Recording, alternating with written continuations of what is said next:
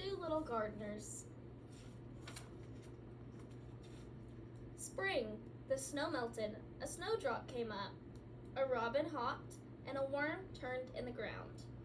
The groundhog cast a shadow, and the two little gardeners came out of their house to plant their garden. They turned the earth with a shovel and a fork, and then they chopped up the earth with a hoe.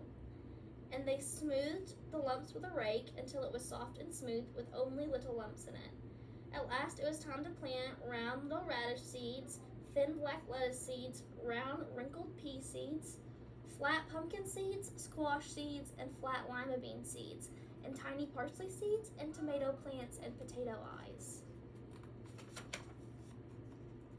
Then the rain came, and the sun shone, and the wind came softly blowing through the night. And the rain and the sun and the soft winds in the night brought little green sprouts sprouting out through the ground, radishes popped up, and parsley cured, and under the ground the beets turned red, and the carrots grew yellow, and the potato sprouts grew bigger. The worms turned the earth over, the moles dug about, and a little mouse built a nest in the grass roots near a rabbit hole.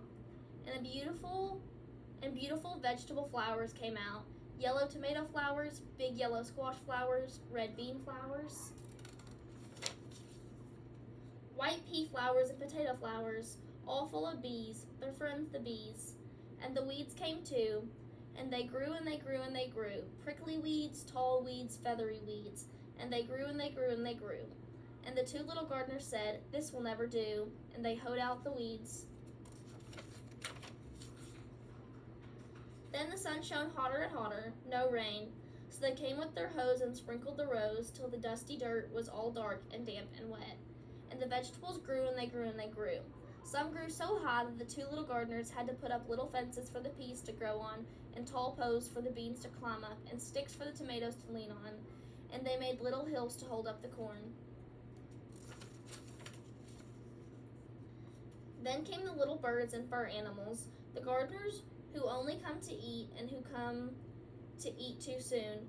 There were too many creatures in the garden, so the two little gardeners built a big floppy scarecrow and a funny fierce-footed rabble to frighten away certain rabbits and groundhogs and squirrels and moles and field mice who had come to eat up the garden. And the garden grew and it grew and it grew. The corn tassels bloomed, and the pumpkins got fat, and the beans grew long, and the carrots pushed up through the ground, and the cabbages looked like great green roses all in a row.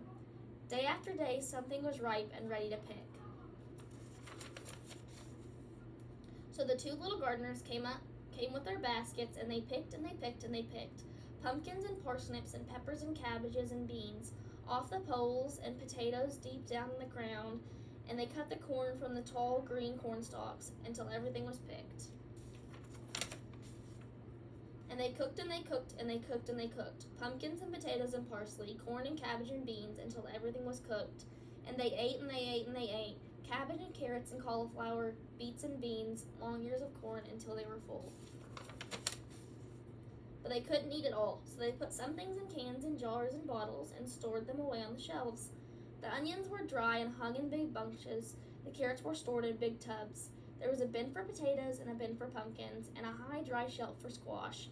And the little gardeners rested and they sang a little song. The end.